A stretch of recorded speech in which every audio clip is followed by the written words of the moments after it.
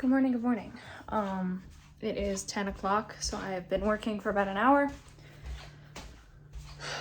Nola is going nuts because she doesn't want to play with any of the toys. I've even swapped out the toys. I just swapped out all of the toys for other toys, and she doesn't want to play with any of them.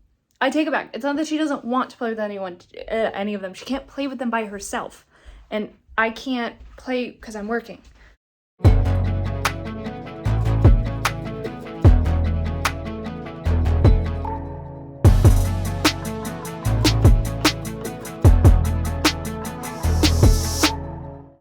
Funny enough, one of the posts that I've been assigned for work today is actually about the 4 shows that were just canceled on Paramount Plus. One of them being Rise of the Pink Ladies, which my friend acquaintance Madison is on, and about how the show is actually, all 4 shows are being removed from the platform. Like, I gotta say, there are... I don't understand that. I can't believe that people work so hard on a show and it is going to get removed. So no one can see it ever at any other point. Like, unless if another, and it's all because they don't want to pay the people for residuals for streaming, which is like, you can't move to streaming and then not be willing to do something like that. Like, that's not, no, this is exactly why writers are striking. This is exactly why, I gotta admit too, I know SAG has been, their authorization vote, like 97.4% of their members said yes, they would go on strike because their contract ends June 30th. With this recent news, to know that these 4 shows are not only being canceled, but taken off of that platform just because they don't want to pay residuals, that might push SAG even more to genuinely, because that affects the actors as well as the crew. You know, the actors won't be paid residuals either. So definitely might not be a good move. I just think it's insane that people, you know, a show gets greenlit, they spend all that time and money on it, and then they just have the power to be like, no, but we don't want to continue paying you, so we're just going to take it off, and you're never going to be able to see it again. Like, there needs to be something where, I don't know if that's kind of how Apple TV works, where like, I don't know, if streamers are so concerned about residuals and things like that, we need to at least have some sort of like thing that you can, I don't know, a giant library, virtual library full of different things that you can always find at least something, even if that means you have to pay every time you want to watch it, which would be ridiculous. But just to think that like this show, these 4 shows are gonna like disappear, and if they don't get picked up to be put on, not even for a season 2, but to put the existing season on a different streamer, no one can ever see it ever again.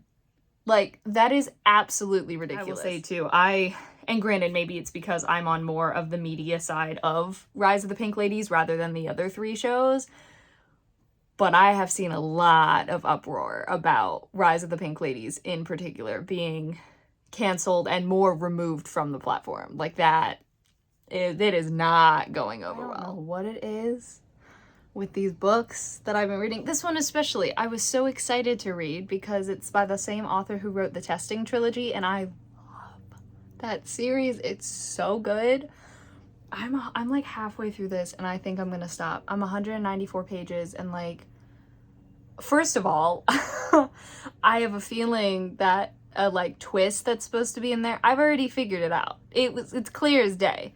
So if you ever think you're gonna read this, as I don't know for sure, but I don't really care about checking, but if you don't want to like hear my thoughts / probably a spoiler, don't watch the rest of this. Basically, in this one, right, they're twins and their older brother is set for the throne, but then their older brother and the dad come back dead from the battlefield. Oh no, how did that happen? And then they're like, oh, the daughter, she notices, she's like, oh, they were stabbed from behind like it was their own people. Wow, that's so strange. And then, oh no, the 5 guards who survived, who know what happened, she wanted to question them, but the queen wanted to kill them. But they brought them up, so they were going to be questioned, but then they're poisoned the next morning. Oh, whose specialty is poison? the mom, obviously, and then all of the sudden, the mom goes quote unquote crazy and is like, no, I belong with the, whatever the monsters are, right, out there. I think monsters, demons, whatever. And she's like, they are my master, whatever. So I'm like, first of all, that was completely, like, out of, like, that was ridiculous. That came out of nowhere, and it was totally opposite to what we had seen of the queen previously, and what we're still being led to believe. So here's obviously what happened. The queen is actually part monster or whatever, and so when she gave birth to the twins and the seer gave the prophecy of like, oh, one of them is dark, the other one is light, it's obviously because she is half of the dark herself, so she had the woman, the like whatever maid person killed because she didn't want that getting out, and then all this time she's been biding her time. She was the one who caused the older brother and the husband to be killed, and she's the one who poisoned the other ones because she wanted the two twins to go against each other, because she wanted the son to win and basically it be taken over by monsters. That's exactly what she wanted. Either that, or she thought just by giving up, you know, she was gonna escape and make the monsters come to her, whatever. Like, it's clear as day. I know for a fact that is what's gonna happen. And the male twin, he is awful. I hate him, but we're not supposed to hate him. Like, he's not written like that. He's not written like we're supposed to hate him, but he's a terrible person. And what's even worse is that the girl, his twin, is still so set on like protecting him like she has all of his life. And I'm like, he's a horrible person and always kind of has been.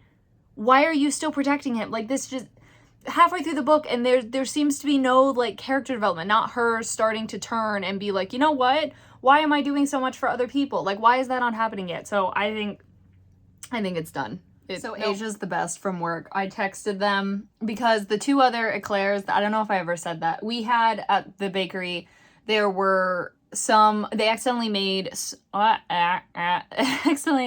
small eclairs instead of the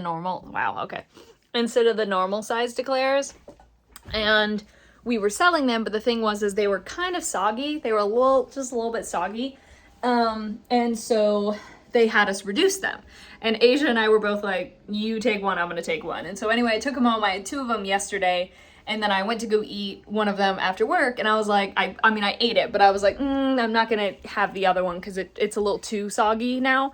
So I threw that one away. So I texted them at work and I was like, hey, I know it's Saturday and, you know, we're closed Sundays and Mondays. So if there's any things there that they're like getting rid of or, you know, can't save until Tuesday, let me know. I'll come drive over and get them. And Asia was like, well, we have a ton of cinnamon rolls. Do you want any of those? I was like, oh yeah, like she was like, we have them in 3 or 4. I was like, I'll take one of 3.